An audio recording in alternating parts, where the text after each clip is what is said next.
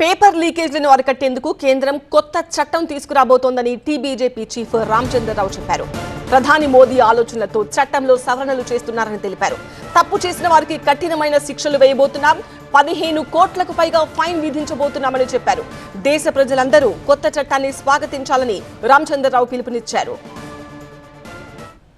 Paper leakage ఏ విధంగా ఆపాలి అనే దాని మీద ఒక కొత్త చట్టాన్ని ఈరోజు కేంద్ర ప్రభుత్వం తీసుకురాబోతుంది.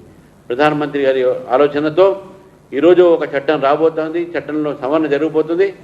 కఠినమైన శిక్ష, 10 సంవత్సరాల కన్నా ఎక్కువ శిక్ష వారికి చేయబోతున్నారు. అదేవిధంగా 15 కోట్ల దాకా ఫైన్లు కూడా దాని మీద పెడతా ఉన్నారు. ఇంత కఠినంగా గత ప్రభుత్వాలు ఎప్పుడు ఆలోచించలేదు. ఇది కేవలం నరేంద్ర మోదీ గారి ప్రభుత్వం ఆలోచించి దేశ యువతకు న్యాయం చేసే ప్రయత్నం చేస్తూ ఉన్నారు. కాబట్టి ఈ యొక్క చట్టం ఏదైతే సవరణ చేస్తారో 2024 చట్టాన్ని, ఈ చట్టం ఏదైతే తీసుకురాబోతున్నారో దాన్ని మనందరం కూడా స్వాగతించాల్సిన అవసరం ఉన్నది.